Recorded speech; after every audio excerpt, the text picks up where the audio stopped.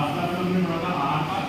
आहार पाक का मतलब हम कल पढ़ चुके हैं, digestion, absorption, assimilation, metabolism, all these terms collectively known as आहार पाक। जैसे हम मॉडर्न की बुक्स में देखते हैं कि जो डाइजेशन सिस्टम है उसको डाइजेशन और मेटाबॉलिज्म दो सब्जेक्ट में इन द सेम में आहार पाक को दो स्टेजेस में डिवाइड किया गया है मेन स्टेजेस में। पहली अवस्था पाक और दूसरी निष्ठा पाक। अवस्था पाक का मतलब क्या है, निष्ठा पाक का मतलब क्या है? अवस्था पाक जैसे हम बोलते हैं, क्या बोलते हैं कि अवस्था पाक में क्या हो रहा है कि जो भोजन है भोजन पे जाठरग्नि काम करेगी। कौन काम करेगा? जाठरग्नि। और जाठरग्नि के काम करने की वजह से सार भाग और पित्त भाग का निर्माण होगा। सार भाग और पित्त भाग। सार भाग बोले तो आहार रस, पित्त भाग बोले तो मल और मूत्र। तो अवस्था पाक आहार पाक की वो अवस्था है जिसमें सार भाग और पित्त भाग का निर्माण ग्रहण किए हुए भोजन से होता है। फाइन। एक बार सार भाग बन जाएगा, सार भाग मतलब आहार रस, तो आहार रस बनने के बाद it will get absorb in the intestine. ये इंटेस्टाइन के अंदर एब्जॉर्ब हो जाता है। उस पर धात्वाग्नि और जाठराग्नि काम करती है और धात्वाग्नि और जाठराग्नि के काम करने की वजह से आपकी बॉडी में सारी सातों धातुएं और पंचमहाभूत का पोषण होता है। जैसे मॉडर्न में क्या है, डाइजेशन हो गया, लाइक कार्बोहाइड्रेट का डाइजेशन हुआ, मोनोसैकेराइड्स बन गए, ग्लूकोज, फ्रक्टोज, गैलेक्टोज। अब वो ग्लूकोज, फ्रक्टोज, गैलेक्टोज सेल के अंदर तो जाने चाहिए, एटीपी भी तो लिबरेट करने चाहिए। तो इन द सेम में आहार रस तो बन गया, आहार रस से धातु और पंचमहाभूत कैसे बने, जो उस कन्वर्जन की प्रक्रिया है, दैट इज नोन एज निष्ठा पाक या विपाक, जो हम आगे वाली क्लासों में पढ़ने वाले हैं। तो पहली अवस्था जो थी उसका नाम क्या है? अवस्था पाक। तो अवस्था पाक का मतलब क्या समझ आया हमें? सार भाग और पित्त भाग का निर्माण। तो इसमें तीन बेसिक क्वेश्चन है क्योंकि एग्जाम का पैटर्न चेंज हो रहा है। कोई पूछेगा धातु का निर्माण कौन सी अवस्था के दौरान होता है? धातु, निष्ठा पाक। पंचमहाभूत का निर्माण कौन सी अवस्था के दौरान? निष्ठा पाक। दोष का निर्माण कब होता है? अवस्था पाक। पित्त भाग का निर्माण कब होता है? अवस्था पाक। राइट। तो अवस्था पाक की तीन अवस्थाएं हैं, मधुर अवस्था पाक, अम्ल अवस्था पाक और कटु अवस्था पाक। मधुर जैसे मॉडर्न में पढ़ते हैं digestion of carbohydrate, digestion of protein और digestion of fat. In the same way in Ayurveda we got मधुर अवस्था पाक, अम्ल अवस्था पाक और कटु अवस्था पाक। मधुर अवस्था पाक का जो श्लोक है ब्लैक बोर्ड पे लिखा है, क्या लिखा है श्लोक, क्या कह रहा है? अन्नस् भुक्त मात्रस्, अन्नस् भुक्त मात्रस् षड्रसस् प्रपाक्ता मधुरा प्राप्त कपो भावा फेन भूतम उदीर्यते। इसका मतलब क्या है? अन्नस, अन्नस मतलब अन्न का, भुक्त मात्रस तो जो आपने खाया उस अन्न का, वो अन्न कैसा होगा? षड्रस, छह रस युक्त होगा। जैसा कि हम लास्ट वाले श्लोक में पढ़ चुके थे कि समम सम्यक पचत्तायु विप्रदय, जो भोजन हम कंज्यूम करते हैं वो षड्रस युक्त होता है। तो अन्नस भुक्त मात्रस, जो खाना आपने खाया वो खाना छह रस युक्त था।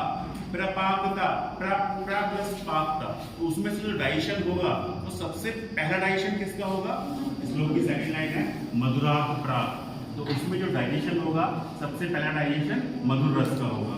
कफो भावात, तो मधुर रस के डाइजेशन से कफ दोष की भावात, भावात मतलब भविष्य में उत्पत्ति, भावात मतलब भविष्य में उत्पत्ति।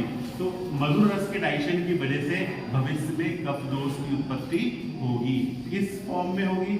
आपको गिवन इन द श्लोक फेन भूतम उदीर्यते, उदीर्यते मतलब उत्पन्न होना, फेन भूतम मतलब झाग के रूप में। तो मनुष्य जो भोजन कंज्यूम करता है वो छह रस युक्त होता है। उन छह रसों में सबसे पहला डाइजेशन किस रस का होगा? मधुर रस का। और उससे क्या बनेगा? कफदोष। किस फॉर्म में बनेगा? झाग के रूप में या फेन के रूप में बनेगा। As we know कि जो डाइजेशन ऑफ कार्बोहाइड्रेट है उसमें जो मोनोसैकेराइड्स हैं, ग्लूकोज, फ्रक्टोज, गैलेक्टोज, वो सारे मीठे होते हैं। कैसे होते हैं? मीठे। तो मधुरात प्राक और सब तो इसलिए इस अवस्था को हम किससे कंपेयर कर सकते हैं? कार्बोहाइड्रेट के डाइजेशन से। दूसरा एक और लॉजिक है क्यों हम कार्बोहाइड्रेट के डाइजेशन से कंपेयर कर सकते हैं। आप कुछ भी मीठा पदार्थ खाते हो, रसगुल्ला खाते हो, तो जैसे ही आपने खाना शुरू किया आपके मुंह में कार्बोहाइड्रेट का डाइजेशन सबसे पहले स्टार्ट हो गया सलाइवरी अमाइलेज के द्वारा स्टोमक में जाने से पहले ही। तो सबसे पहला जो डाइजेशन स्टार्ट हो रहा है वो मधुर रस का है। ये भी यही बोल रहे हैं कि कार्बोहाइड्रेट डाइजेशन पहले स्टार्ट होता है, it's what it can be compared with the digestion of carbohydrate. तीसरा श्लोक में टर्म आया भुक्त मात्रस। भुक्त मात्रस शब्द का मतलब क्या है? जैसे ही खाना खाया। भुक्त मात्रस का मतलब क्या है? जैसे ही खाना खाया। तो क्योंकि खाना खाते ही ये स्टेज तुरंत स्टार्ट हो जाती है, इसलिए इस अवस्था को भुक्तमान अवस्था भी कहते हैं। तो एग्जाम में 5 मार्क्स में क्वेश्चन आएगा क्या मधुर अवस्था पाक। तो सबसे पहले आपको क्या लिखना है, मधुर अवस्था पाक की प्रथम अवस्था है।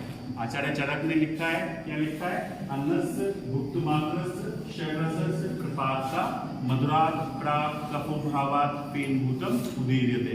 मनुष्य जब क्षय रस युक्त भोजन कंज्यूम करता है तो सबसे पहले मधुर रस का डाइजेशन होता है, जिससे कफ दोष की उत्पत्ति झाग के रूप में होती है। दूसरा पॉइंट लिखना है कि इस अवस्था को भुक्त मानावस्था भी कहा जाता है। तीसरा पॉइंट लिखना है, this can be compare with the digestion of carbohydrate. क्यों कर सकते हैं डाइजेशन ऑफ कार्बोहाइड्रेट, क्योंकि कार्बोहाइड्रेट के डाइजेशन के जो फाइनल प्रोडक्ट है मोनोसेक्राइड, ग्लूकोज, फ्रक्टोज, गैलेक्टोज, वो मीठे हैं, इसलिए इस अवस्था को कार्बोहाइड्रेट डाइजेशन से कंपेयर किया जा सकता है।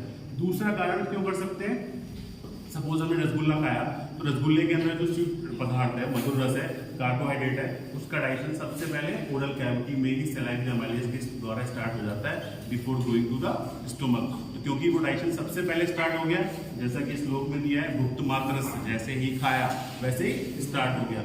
So it can be compared with the digestion of carbohydrate. समझ आ गया? तो ये 4 पॉइंट हमें लिखने हैं, किसमें, जब आएगा क्वेश्चन क्या, मधुर अवस्था पर। ऑलराइट, और क्योंकि एग्जाम का पैटर्न चेंज हो रहा है तो एक नंबर के क्वेश्चन आ सकते हैं, क्या, कि दोष की उत्पत्ति कहाँ होती है, अवस्था पाक में। कफ दोष की उत्पत्ति कहाँ होती है, मधुर अवस्था पाक में। धातु की उत्पत्ति कहाँ होती है, अवस्था पाक में। मल की उत्पत्ति कहाँ होती है, अवस्था पाक में। पंचमहाभूत की उत्पत्ति कहाँ होती है,